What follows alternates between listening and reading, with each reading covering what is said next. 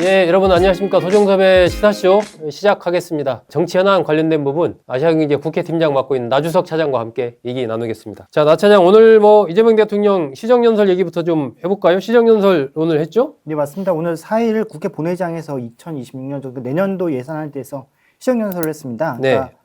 그러니까 이미 앞서서 2차 추경 때 시정연설을 하긴 했지만은 아무래도 이렇게 이재명 정부에서 정말로 내년도 이렇게 국정을 짜겠다고 한 예산은 이번 처음이죠? 예, 그렇게 했었습니다. 주된 어떤 대통령이 강조한 내용들 어떤 내용으로 연설을 했나요? 그러니까 이번에 보면은 전반부는 에이펙 정상회담, 그러니까 한미 정상회담, 한중 정상회담 하면서 그런 거랑 에이펙에서 했던 성과 이런 부분에서 좀 언급이 있었고, 네. 그 다음에는 두 번째 실제 이렇게 시정연설 본 부분에 했었을 때는 거의 AI에 대한 강조가 아주 되게 많았었는데요. 예. 그러니까 인공지능 여는 대한민국 첫 번째 예산이라고 이렇게 이번 예산을 규정했고, 그동안 한국의 산업화 고속도로, 정보고속도로 얘기했던 것처럼 이제 인공지능 관련해서 고속도로를 구축하겠다 이런 얘기들이 있었고요. 그러면서 좀 외교 관련해서 언급했던 거에서는 표현이 좀 재밌었던 게 한미 한중 협상에 영혼을 갈아 넣었다 이런 표현이 있었는데 그러니까 아마 영혼을 갈아 넣었다. 예, 어쨌든 거기에 상당히 그 대통령도 좀 스트레스를 받고 신경을 많이 썼다는 얘기네요. 맞습니다. 그러니까 이게 얼마나 이렇게 대통령한테도 이렇게 또 참모들한테도 큰 숙제였는지 좀 알 수 있는 부분인 것 같은데 그런 표현이 있었다는 게 좀 재밌었고요. 네. 아무래도 그리고 또 다른 점은 이번 시정연설에서는 특히 국민의힘 의원들 같은 경우는 부차적인 좀 다른 특징이라고 할 수 있을 것 같습니다. 전체적인 분위기 같은 건 어땠나요? 민주당 의원들이나 대통령의 분위기. 민주당 의원들은 아무래도 이렇게 국민의힘 의원들까지 빠지니까 이렇게 안방 느낌이 돼가지고 했었는데요. 박수는 33차례 정도 이렇게 저희 세보니까 그 정도 쳤었고, 전체적으로 이 대통령도 나오면서도 되게 얼굴이 미소 띈 얼굴로 나왔었고, 분위기는 되게 화기애애한 분위기 속에서 이렇게 진행됐었고요. 다만 좀 인상적인 표현이 시작 부분에 이렇게 대통령이 연설하시기 전에 네. 국민의힘 의원들을 보면서 좀 허전하다라는 얘기를 했었는데 그러니까 비었으니까 예, 그 부분 얘기했던 것 그 정도가 좀 눈길 가는 부분은 그 정도였던 것 같습니다. 정청래 대표랑도 나와서 악수했다라고 해서 사진 나오고 좀 네, 그렇더라고요. 맞습니다. 정청래 대표 같은 경우에는 입장할 때 아예 기다리고 있다가 이 대통령한테 크게 이렇게 고개를 숙여 허리를 숙이면서 이렇게 인사를 했었고, 그 다음에 나갈 때도 악수하고 하면서 이렇게 좀 극진하게 예우를 다하는 모습을 보이려고 애를 쓴 것 같아 보였습니다. 정청래 대표도 신경을 좀 썼군요. 어제는 국민의힘은 아예 그냥 안 들어갔어요. 보이콧했어요. 이건 배경이 어떻게 된 겁니까? 이게 예산 자체라기보다는 네. 3일 날이었죠. 이렇게 추경호 전 원내대표, 지금 추경호 의원이죠. 그래서 이렇게 내란 특검에서 이렇게 구속영장 발부된 게 가장 큰 부분인데요. 청구한 거 아직 발부해본 안 냈고. 청구. 근데 이건 관련해서 이게 국민의힘에서 되게 민감하게 받아들이는 게 국민의힘으로서는 가장 상상할 수 있는 최악의 시나리오는 위원정당으로 갈 수 있는 부분에 가장 큰 열쇠가 과연 12월 3일 날 추경호 당시 원내대표가 어떤 역할을 했느냐. 그래서 정말로 이렇게 비상계엄이나 내란이나 상황에서 협조를 했느냐. 또 이렇게 표결을 방해했던 거였냐. 네. 이런 부분이었는데 그래서 추경호 전 원내대표에 관련된 부분이 제일 중요한 부분인데 영장이 나왔다는 것 자체가 일종의 되게 앞마당이 위험해졌다는 생각이 들기 때문에 그랬던 것 같고요. 네. 그래서 대통령이 입장할 때, 그러니까 입장하는 전문으로 들여다 보면은 노텐도어 계단을 통해서 들어가서 의장과 사전 환담을 한 다음에 본회의장 들어가는 그런 수준인데 했었을 때 노텐도어에서 아예 그냥 검은색 옷을 입고 마스크도 하고 그다음에 자유민주주의라 써 있는 근조 이렇게 리본 같은 걸 매달고 이렇게 시위를 했었습니다. 근데 이 대통령도 좀 달랐던 게 거기를 피하거나 그런 건 아니었고 일부러 거기 가서 이렇게 가볍게 목례를 하고 들어가는 모습을 보였던 것도 좀 인상적이었습니다. 대통령이 좀 여유를 좀 보였군요. 네. 국민의힘으로서는 어쨌든 지금 추경호 전 원내대표에 대한 영장 발부가 어떻게 되느냐에 따라서 만약에 영장이 발부가 된다면 민주당에서 이제 위헌정당 청구를 할 가능성이 커진다라고 보고 지금 그거에 대해서 아주 당 차원에서 전반적으로 지금 반발을 하고 있는 그런 상황이라고 봐야 되겠네요. 이게 총력전이라고 할 수 있을 정도 같은데요. 전쟁이라는 표현도 쓰던데요? 표현도 그렇고 장동혁 원내대표 같은 경우는 이번이 마지막 시정연설 되게 한다는 얘기도 했었고, 추경호 전 원내대표가 그때 특검 조사를 받았었을 때는 이렇게 하루 이렇게 철야를 했었는데 그 다음날 아침에 장동 대표가 아예 나가서 이렇게 기다리고 있다든가 하면서 급진하게 아마 상황들을 체크하고 또 추 원내대표에서 각별하게 예우하는 모습들을 보이는 것 같습니다. 네, 어쨌든 국힘으로서는 이 추경호 의원의 영장 발부 여부가 또 하나의 중요한 지금 그런 상황입니다. 자, 그 민주당이 추진하는 이른바 이제 박수현 수석 대변인은 국정안정법이라고 했는데 일반적으로 이제 재판 중지법이라고도 불리고 이것 대통령실이 아주 이례적으로 직접 그 제동을 걸었어요. 예, 맞습니다. 이게 그러니까 재판정지법이 현직 대통령에 대해서는 이렇게 불소추 특권이 있는데 이게 적용 범위가 그러니까 어떻게 되느냐, 재판도 해당되느냐 안 되느냐에 놓고서 사실은 이재명 대통령이 당선되기 전부터 네. 헌법 확개뿐 아니라 정책 논란이 분분했죠. 예, 근데 기사도 많이 나오고 했던 부분인데 이건 관련해 가지고 근데 자연스럽게 대통령 당선 이후에 재판 기일들이 무기한 연기되면서 좀 정리되는 것 같았는데 다시 또 이 건이 나왔었고요. 근데 어제 좀 눈여겨볼 거는 강훈식 대통령실 비서실장이 이 문제에 대해서 얘기를 해가지고 좀 더 주목을 껐던 것 같습니다. 맞아요. 강훈식 비서실장 보통 이런 사안의 경우에 이제 정무수석이 역할을 한다거나 이런데 강훈식 대변인도 강유정 대변인도 비슷한 톤으로 얘기했고 그다음에 또 강훈식 비서실장이 나와서 또 했단 말이에요. 그래서 강훈식 비서실장이 브리핑을 한 것 이것이 상당히 또 주목되기도 합니다. 네, 맞습니다. 이 건 관련해 가지고 원래 시작은 일요일이었었죠. 이렇게 박수현 그 민주당 수석 대변인이 국정안정법이라고 우리는 부를 수 있겠다면서 이 건에서 우리가 대응할 필요성을 느끼고 이미 이 법은 사실은 법사위가 통과해서 본회의에 언제든지 올릴 수 있는 법이었는데 이걸 제동을 걸겠다는데 사실 그 부분이 막혔던 거는 대통령이 그 이재명 대통령이 된 다음에 이런 것들은 좀 불필요해 보인다 해가지고 좀 만류를 했었기 때문에 처리 안 됐다가 민주당 상황이 바뀌었다라고 해가지고 이걸 꺼내 들었었는데 얘기를 했던 그 부분이었었고요. 아무래도 조금 달랐던 건 좀 눈길이 가는 거는 박수현 대변인이 애초에 기자들을 불러서 이 건 관련해 가지고 이제 지도부에서 안 하기로 했다. 대통령실이랑 조율하기로 했다. 그래서 기자들은 그럼 왜 그러냐 했더니 지금 에이펙 홍보하고 이럴 시점인데 성과들을 이렇게 알려야 할 시점인데 이런 게 쟁론화되는 게 좋지 않아 보여서 그렇다. 언제 하냐 했더니 일단 계획이 없다 이렇게 얘기까지 했었는데 그래서 어떤 면에서는 약간 일단락된 측면이 있었는데 대통령실에서 또다시 이 건해 가지고 어떻게 언급했다는 것도 상당히 눈길을 끄는 대목이라고 할 수 있을 것 같습니다. 네. 강훈식 비서실장 최근에 특사도 갔다 오고 또 언론 인터뷰 등등도 좀 하고 이렇게 브리핑도 하고 비서실장으로서는 어쨌든 좀 과거 역대 비서실장들과 비교해서 좀 노출이 잦다고 할까요? 이런 걸 두고서 좀 정치적인 어떤 그러한 대통령이 좀 배려를 해주는 것 아니냐 이런 분석도 좀 있는 것 같아요. 충분히 그런 얘기가 나올 수 있을 것 같은데 여론조사 같은 경우에서도 가령 서울시장 여론조사에서 강훈식 비서실장이 이렇게 후보로 거론된 여론조사가 나오기도 하고 그렇죠. 김민석 총리, 강훈식 실장 등등 여러 명의 여권 인사들과 함께 거론되기도 해서 이렇게 체급이 과연 이번 지방선거에서 그러니까 다음 지방선거에서 어떤 역할을 받을지에 대해서 되게 좀 주목도 높아지는 것 같습니다. 그렇습니다. 정치적으로 좀 앞으로도 주목을 해봐야 되는 그런 상황이고요.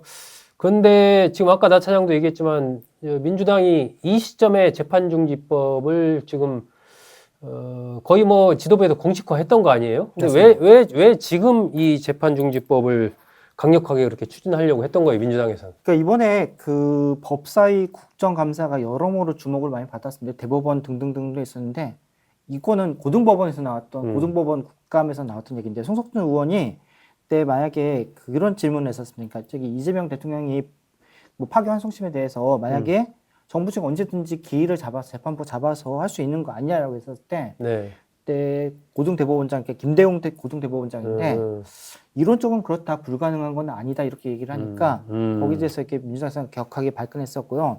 이론적으로는 가능하다. 그러니까 하여튼 가능하다는 얘기네요. 가능하다. 그렇게 얘기하니까 박수현 대변인 같은 경우에는 뇌관을 건든 것이다 해가지고 그러니까 법원분이 했었고 그러니까 또 거기 이후에 또 대장동 관련 재판까지 나온 다음부터는 국민의힘에서는 이 대통령에 대한 재판들이 다시 또 재개되어야 한다는 목소리들이 많이 나왔습니다. 그러다 보니까 민주당 쪽에서는 대응하지 않을 수 없다. 특히 박수현 대변인 같은 경우에는 이미 이렇게까지 하고 있는데 당 수석 대변인이 이 상황을 지켜보는 것도 제 일을 하지 않는 것과 똑같은 것이다 얘기하면서 대응 필요성을 얘기하면서 뭐 이건 거의 뭐 방어다 얘기하면서 이렇게 거론했던 부분 좀 있습니다. 네. 어쨌든 뭐 박수현 수석 대변인 국정안정법이라고 하고 또 뭐 정당방위다 이런 표현까지 쓰고 이러면서 적극적으로 이 재판중지법에 좀 의미 부여를 했고 지도부 차원에서 이것을 거의 공식화해서 기정사실로 입법을 하는 걸로 이제 가고 있는 상황에서 어쨌든 대통령실에서 강하게 그거 안 돼라고 딱 한 그런 모양새가 돼가지고 정청래 대표나 민주당 지도부 입장에서는 조금 이게 좀 모양이 빠졌다, 좀 모양이 좀 이상하게 된 그런 상황 같습니다. 맞습니다. 이게 사실 보면은 박수현 대변인이 얘기했던 것도 그러니까 11월 2일 날 기자간담회였었는데 이게 뭐 질의응답 과정에서 나온 게 아니라 박수현 대변인이 애초에 준비한 발언처럼 이렇게 얘기가 나왔던 부분이었고 그렇다면은 거의 이 정도 사안이라고 했었을 경우에는 사실 민주당 내에서 이렇게 뭐 김용민은 뭐 법사위 간사 등에서 이렇게 거론했던 문제이긴 했지만은 네. 이게 수면 위로 올렸다 얘기는 최소한 정청래 대표의 의중이 담겼다라고 볼 수밖에 없었고요. 그렇게 했었는데 이게 뭐 이렇게 대통령실에서 이렇게 강력하게 뭐 처리하는 식이 돼가지고 네. 뭐 당연히 정청래 대표로서는 좀 모양새가 안 좋게 됐다고 볼 수 있고요. 아무래도 뭐 그동안 박수현 대표님 같은 경우에는 이건 관련해서 뭐 이렇게 정당 방위다 이렇게 또 뭐 얘기하면서 이렇게 좀 네. 등등의 이유를 댔는데 네. 이건 관련해서도 좀 뭐 박수 대변인도 좀 면이 안 선 상황이 됐었고 좀 그렇게 됐습니다. 박수현 수석 대변인이 원래 이미지가 좀 이제 좀 온건 합리 뭐 이런 이미지였는데 오늘 보도들 또 보면은 이 박수현 수석 대변인이 이런 정당방위나 뭐 국정안전법 이런 등등 얘기를 하는 과정에서 원내의 지도부와도 충분하게 어떤 조율을 거치지 않고, 그러니까 정청래 대표와는 뭐 얘기를 했는지 몰라도 전반적으로 당 지도부와는 충분한 논의를 거치지 않고 얘기를 좀 뭐 한 것 같다 이러면서 조금 이제 저 박수석 대변인이 급발진한 것 아니냐 뭐 이런 얘기도 나오는데 요즘에 박수현 수석 대변인에 대해서 기자들은 어떻게 보고 있나요? 그런 박수현 대변인 같은 경우에는 좀 두 가지 모습이 있는데요. 얼마 네. 전에도 예를 들어서 뭐 이렇게 좀 그 박성훈 국민의힘 수석 대변인하고 조금 약간 좀 격한 표현이 있었을 때 했다가 저기 뭐 죄송합니다 이렇게 해서 하고 그렇죠. 그 사과 내용들 공개하면서 되게 좀 뭐 달달한 모습 보이고 네. 조금 소통하는 모습이다 유한 모습도 보였었고요. 또 네. 에이펙 정상회담 관련해서도 무정쟁으로 해보자 해가지고 뭐 될 수 있는 한 민주당에서 나오는 논평, 그러니까 공격용 논평이라 하더라도 네. 국민의힘이라는 당명을 거론하지 않은 채 이런 식으로 해서 어쨌든 무정쟁이라는 분위기를 이어가려고 한다.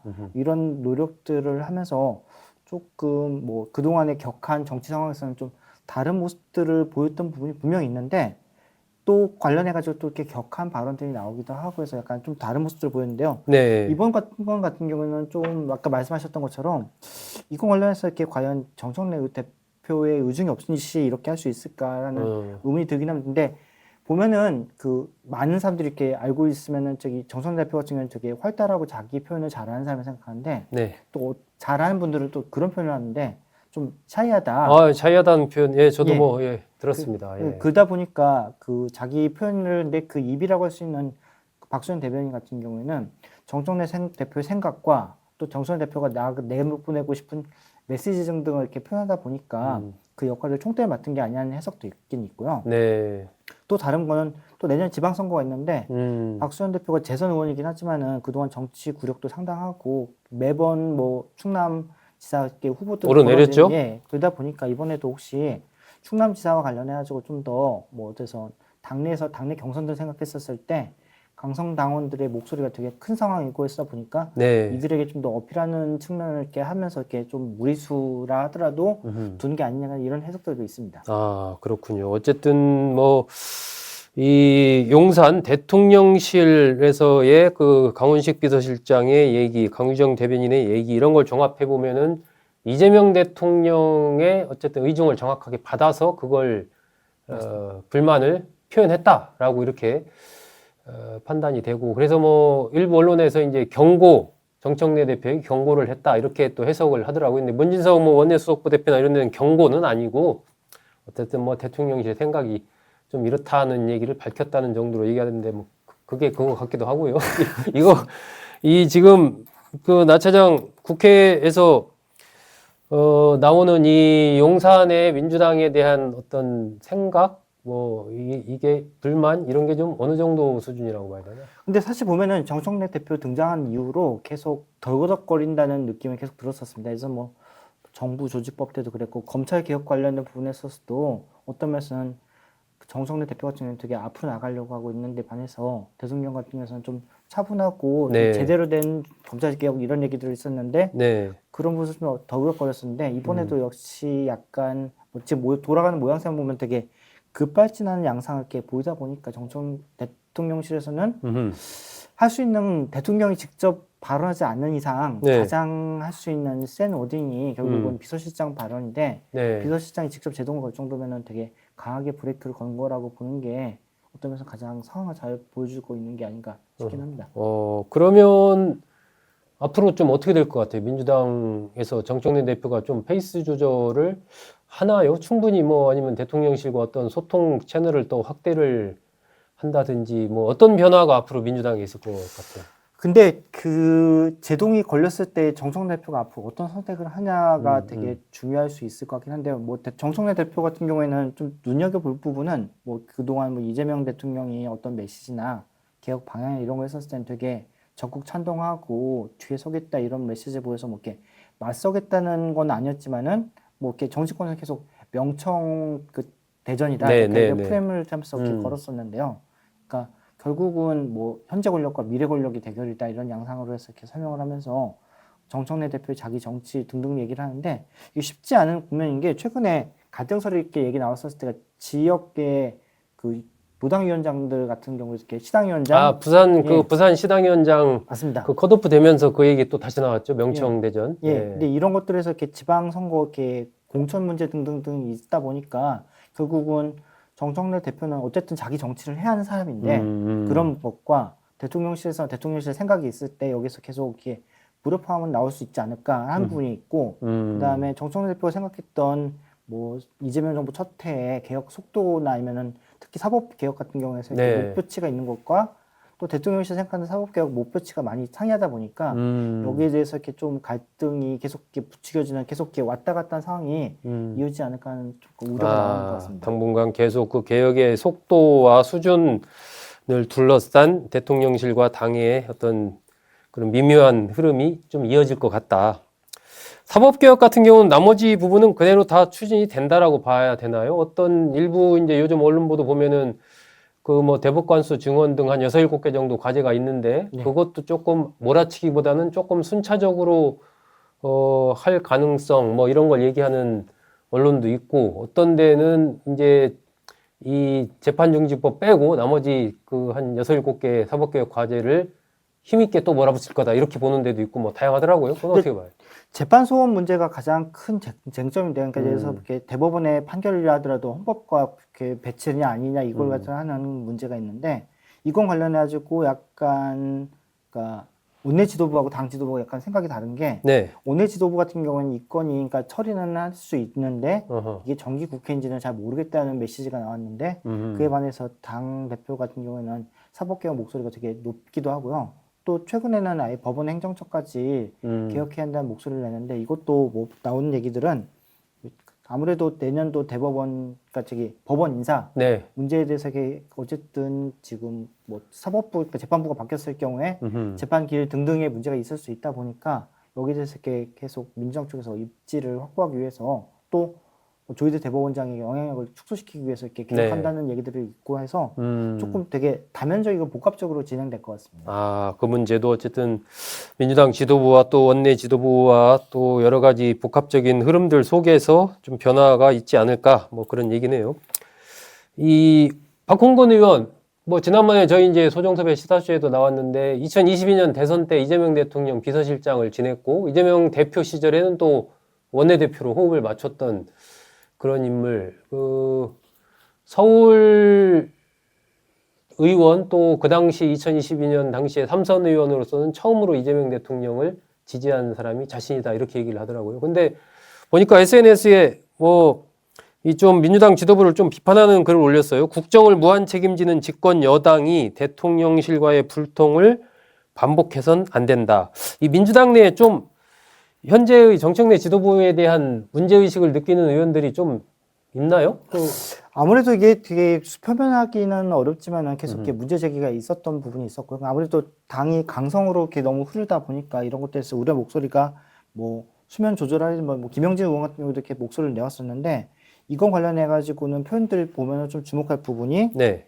반복한다는 얘기를 합니다. 그러니까 이게 불통이 한두 번이 아니라 계속 이어지고 있다는 지적을 하고 있는 게 좀 더 눈길이 왔던 부분이었고요. 네. 또 사실 집권 초에 또 되게 정청래 대표 같은 경우는 되게 압도적으로 당대표가 됐다 보니까 그래서 상당 부분 뭐 좀 존중하는 게 있을 수도 있는데 이게 중진이 목소리를 냈다는 것 자체가 좀 눈여겨볼 부분이고요. 아무래도 이거는 지금 뭔가 브레이크가 한번 걸려야 할 때가 됐다라는 메시지가 있어서 고의적인 메시지를 냈던 측면이 있는 것 같고요. 또 어제 사실 보면은 강훈식 대통령 비서실장 같은 경우에도 대통령실을 여기에 끌어들이지 말아달라는 표현이 있었는데 예, 이것도 생각해보면은 아마도 그게 특별히 법안에 대해서 우리는 아니다라는 거에 해명 차원이 아니라 당에 대해서는 되게 강력하게 지금 상황을 왜 이렇게 만드냐에 대해서 이렇게 불만을 토로한다고 볼 수 있을 것 같습니다. 자칫하면 그게 이제 마치 대통령이 뒤에서 그거 재판중지법 같은 것을 지휘하는 듯한 맞습니다. 이런 인상을 주게 되고 그게 또 야당의 공격의 빌미가 되니까 좀 민주당 지도부가 그런 대통령실이 연루될 수 있는 이런 부분에 대해서는 좀 신중해야 되는 거 아니냐는 얘기를 강하게 좀 표현을 한 거네요. 자, 아까 뭐 초반에 조금 얘기는 했지만 추경호 전 원내대표에 대해서 구속영장 청구한 거 이것이 국민의힘으로서는 어쨌든 상당한 어떤 긴장감이라고 할까요? 그리고 상당히 이게 구속영장 청구 자체에 대해서도 비판하는 그런 흐름이 굉장히 지금 강한 것 같아요. 네, 맞습니다. 그러니까 보면은 오늘만 있었던 얘기들을 하면요. 네. 추경호 의원이죠. 그러니까 추경호 의원 같은 경우는 오늘 기자들과 만나서 했던 얘기가 뭐 약속했던 것처럼 불체포 특권 관련해가지고 그러니까 그 포기하겠다. 그러니까 예를 들어서 뭐 본회의에서 앞으로 이제 뭐 영장이 그러니까 저기 그 체포 동의서가 이렇게 국회로 제출되면은 보고 후 그다음에 표결을 거쳐야 하는데 그래서 적극적으로 지금 뭐 의석 상황만 놓고 봤었을 때는 국민의힘이 이를 저지할 능력도 없지만은 그거 상관없이 이렇게 막겠다고 굳건하지 않겠다. 그러니까 이렇게 일단 밟고 그다음에 이렇게 실질적인 법원에 가서 거기에서 이 부분에서 다퉈보겠다는 의지를 표명했었고요. 국민의힘 같은 경우에도 이건 관련해 가지고 뭐 의원들 107명이 그러니까 한꺼번에 공동 성명을 내 가지고 그래서 이렇게 항의를 하기도 했었는데요. 뭐 적극적으로 국민의힘에서는 이 건에 대해서 만류하겠다는 의지가 강하긴 한데 뭐 또 한동훈 대표 같은 경우는 아마 이 건이 실제로 이렇게 영장 실질심사로 넘어갔었을 경우에는 기각될 거다. 그러니까 불구속 상태에서 이렇게 재판을 받게 될 거라고 이렇게 예측하고는 있긴 한데 그럼에도 불구하고 뭐 국민의힘으로서는 아까 말씀드렸다시피 뭐 추경호 의원 한 개인의 문제가 아니라 국민의힘 전체와 이렇게 관련된 문제다 보니까 긴장 수준은 그 어느 때보다 높은 것 같습니다. 그러니까요. 뭐 김재섭 의원 같은 경우도 그렇고 뭐 국민의힘 의원들 여럿이 이 추경호 의원 개인에 대한 것보다 당의 어떤 미래, 존립 이런 것 때문에 아마 이번 영장 청구 여기에 굉장히 민감하게 좀 반응을 하는 것 같습니다. 자, 오늘 국회에 출입하고 있는 나주석 차장과 함께 이 재판중지법, 이 대통령실의 이 강한 반응 나오게 된 배경, 또 오늘 시정연설의 어떤 내용, 전체적인 분위기까지 좀 살펴봤습니다. 자, 나 차장 수고했습니다.